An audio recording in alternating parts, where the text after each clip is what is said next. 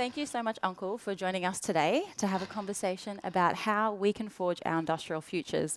Now, I know we're both a very long way from home, myself as an Aboriginal woman all the way from southeast Queensland on Quandamooka country, and yourself from... Well, the centre of Western Australia in the desert. So just a little bit of a travel for the both of us. Yeah. And we're very happy to be here today on Darug country. We also want to acknowledge Uncle Colin Locke's really beautiful welcome to country this morning, as is our formal and traditional cultural protocols. Kado, Aboriginal and Torres Strait Islander knowledges are considered the oldest in the world and have so much to offer. They have sustained and ensured that this vast continent has been cared for and thrived for thousands of generations, and the world now benefits from that care. At the same time, we are also faced with the very real challenge of ensuring our ancient knowledges are not only preserved, but are protected and applied in culturally appropriate ways. Something that you yourself happen to be very particularly experienced in. Kado, Uncle, would you mind telling us a little bit about yourself, about your company Dilji Labs, and how you're building technological solutions to preserve and protect these knowledges? Sure. Yeah, no, thank you. Yorndal, nice. Yo, ngayon ko Cicada, ngayon ko ngora narana yabora, lena ganyan. So I'm straight out of the desert. My mother and her parents left the desert as nomads and went to live in the outskirts of the towns, and brought with them their deep cultural knowledge. And so I and my brothers and other members of our family are proud inheritors of this ancient wisdom. And over the years, this wisdom has guided us in nearly everything we do. It's the cornerstone and the platform, our art projects that my wife Diva has led in our communities, which is now being taken on by the next generation. Our son is a great mural artist, and all our children do art. A daughter being the youngest entrant in the Cottesloe Sculpture by the Sea. I think you have a Sculpture by the Sea exhibition over here as well, in Sydney. And so on that, so basically, just give you an example, there were 200 different languages spoken in Australia prior to European contact. Of that, about 20 continue to exist today as living languages. And that represents a massive decline in knowledge systems. And some of the work that we've been doing is in my language, Ngalia, which is a dialect of Mamutjitji. We've been documenting that language, and I helped prompt my mother, who was one of the last speakers. So imagine this, she come out of the bush, she can't read and write, effectively illiterate, well, not effectively, was, but she wrote 6 books. And one of those books was the Ngalia dictionary, as well as all of our family histories, traditional oral histories, all that sort of stuff. And also recorded a lot of her songs, and 200 plus songs, which one of those songs, the Mamutjitji song, which is really simple. You go, Mamutjitji, andala boo boo, Mamutjitji, andala boo boo. It's a kid's song.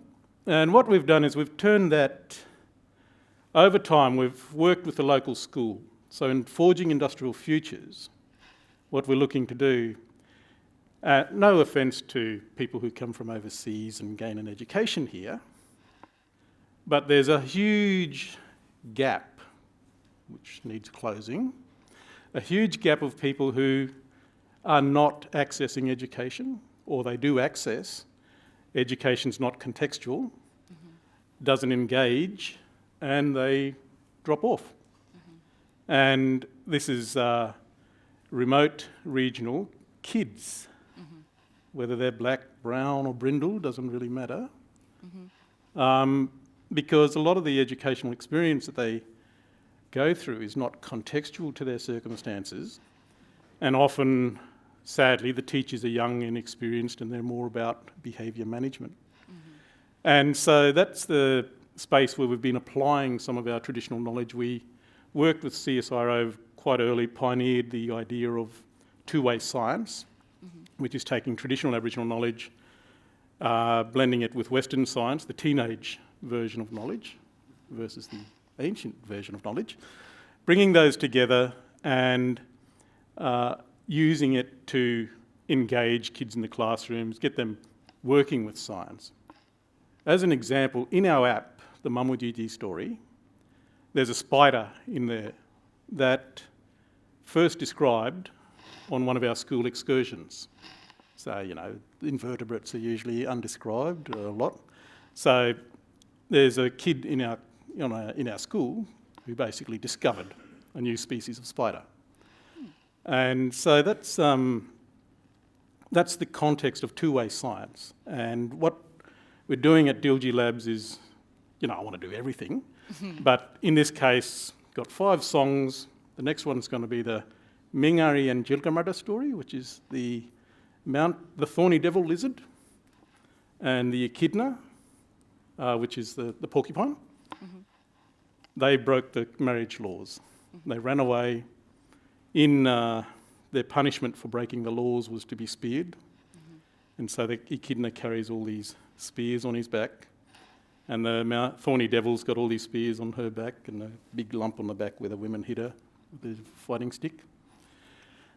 Taking that, which is Professor Chris Matthews, I think, he has been doing research in mathematics, indigenising mathematics, in that our numbers, so you love this, so, you know, there's 2 minutes left.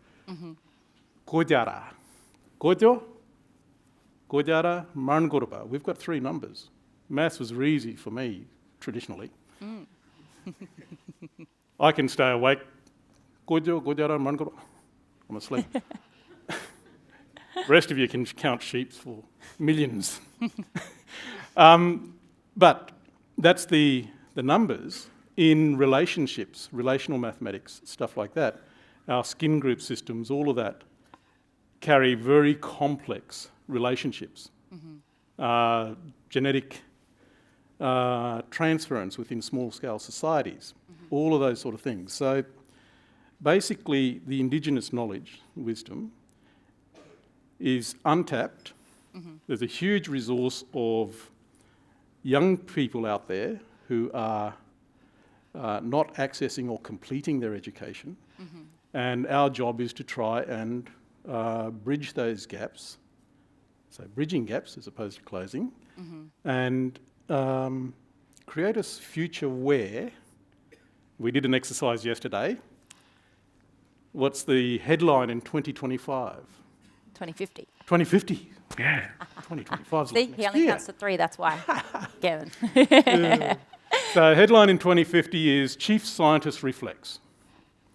And this chief scientist, of course, was a kid in 2025 who downloaded the app, Mamutjitji App Story, used Dilji Labs products, stayed at school, completed, went through a career, became Chief Scientist of Australia. Became the Chief Scientist of Australia. Yes, absolutely. That is a vision we all want to work towards.